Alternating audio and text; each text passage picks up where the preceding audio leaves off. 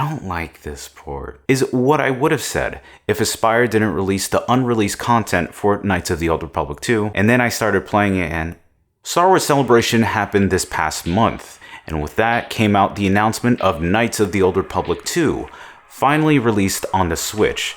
It is a PC port conversion of the original classic finally ported on the Switch with a couple new amenities like the unreleased content, but it does have some caveats that I really wish that Aspyr would clean up to make this a bit more of a polished experience. I'm not going to be touching the PC or the Xbox version in this video, but if you really want to know how it works, I have a video right up here that has a port versus port of both of those titles so you can see which version works much better, and surprise, surprise, PC version wins. Before we really get onto this video, I wanted to thank Aspyr for sending out a copy of Knights of the Old Republic on the Switch, but of course this is not going to affect my decision, and I really hope that Aspyr takes this constructive criticism as ways to improve the games as of negatives, because there's a lot of work this version needs. Like I mentioned previously, and it's very similar to other Aspyr released titles on the Switch, it is more of a PC conversion, bringing that experience on the Switch with a couple of dialed down features, as well as new controller options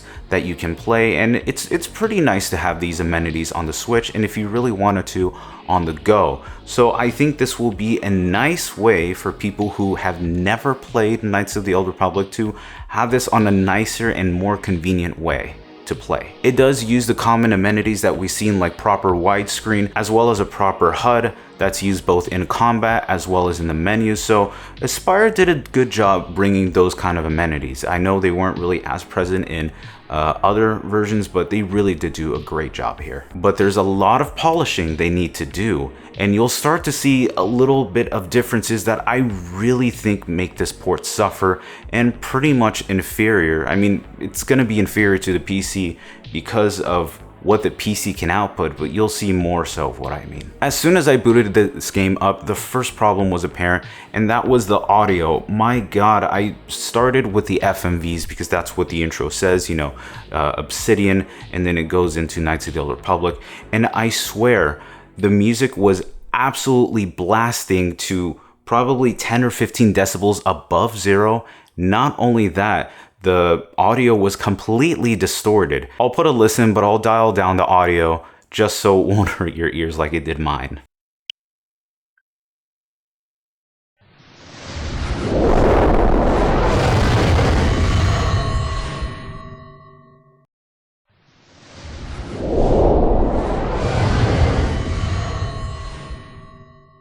I would also say this carries to other FMVs as well. So if you're going through different cutscenes, you'll notice that the audio sometimes cuts off. It just is completely unbalanced. And to be fair, if you're playing this on the PC, the FMVs aren't the best strong suit, but they definitely don't have this audio balancing issue that the Switch version has. I have no idea how this is present, but it's there and it's very apparent. Aside from the FMVs, the rest of the game does feel balanced. The music doesn't feel too high or too low. Of course, you have the sound effects and music sliders that you can play with if you want to tune that, but right out of the box, I've had no problem with any audio glitches or any situations like that. But there is a couple. When you meet certain characters or you're in certain situations, the game puts music that's kind of reminiscent of that. A great example right here is when you first meet Kreia. On the PC version, it has this weird mystical aura that you kind of hear in the background when you're speaking with her.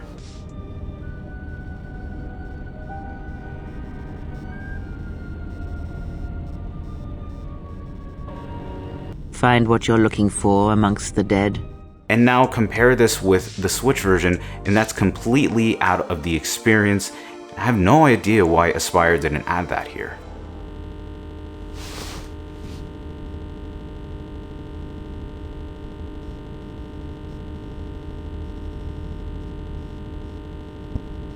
Find what you're looking for amongst the dead. This also carries on to other conversations when you first meet other characters in other situations, and it really deflates the tension that you first meet with a couple of these characters, because these are some pretty powerful and very well built characters that you really talk with. And to kind of just see the mood and the audio not really matching who they are, it just really takes you out of the experience in terms of that. The controls are one of my favorite aspects of this game. From someone who has came from the PC port back in 2003 with the original Knights of the Old Republic, this feels right at home. The D-pad will allow you to select the menu on the bottom left, while A is going to be allowing you to select whatever action you'd like.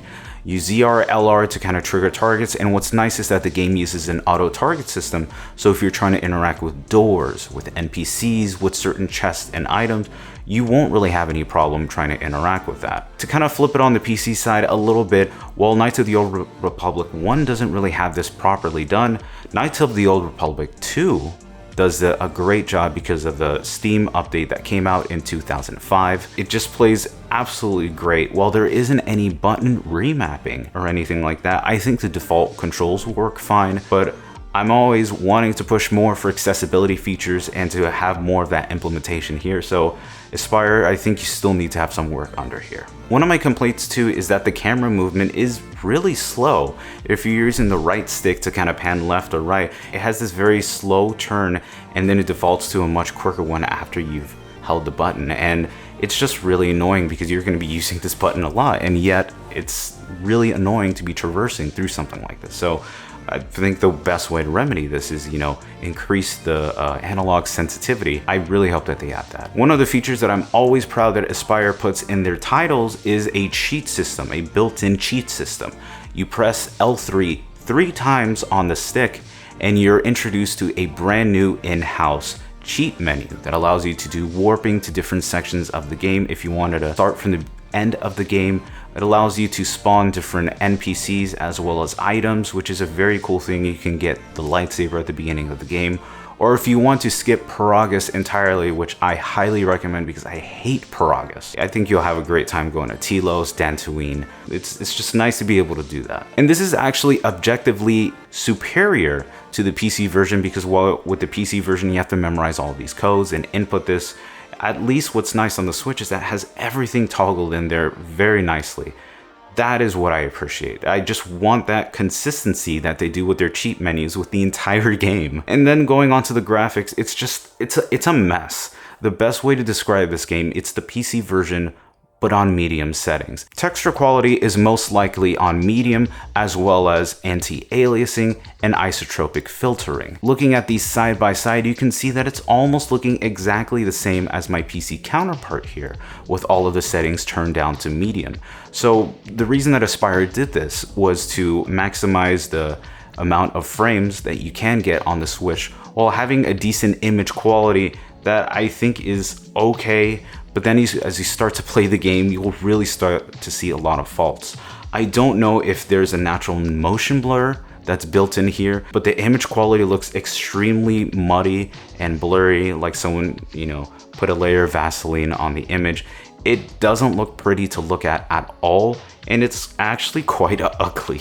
When you kind of zoom into some of the characters when they're speaking, it's not really that big a deal, but you really start to see this during the bigger draw distances or when you start to see characters and NPCs from further away, and it really just breaks that illusion that I don't like it. I really don't think this game pushes the Switch by any means, but a combination of trying to make sure that you get a good frame rate and good image quality might be difficult to do on the Switch just because of what you're physically limited to on the Switch. So if you have a potato of a PC, you'll be much better with that. Fighting enemies is a really weird experience. When I started in Paragus, the game had a beautiful frame rate. I thought it was gonna really run well, but I was still cautious fighting enemies, and then right when I see at least 3 or more enemies, then the frame rate really dipped around to the 40s or 30s, and this really inconsistent variation of frame rate from 60 to 30, it's just extremely annoying, and it's one of those experiences I remember playing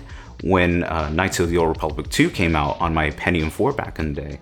And now to relive that again, but on the Switch, I'm done with that era. So I don't really want to deal with that again on the Switch, but when I heard this version was about to be released, I completely null and voided it for one reason and one reason alone. And that's because of the restored content. I didn't think that Aspyr was going to do this, but after their first couple tweets, they officially announced that this was going to be coming out immediately.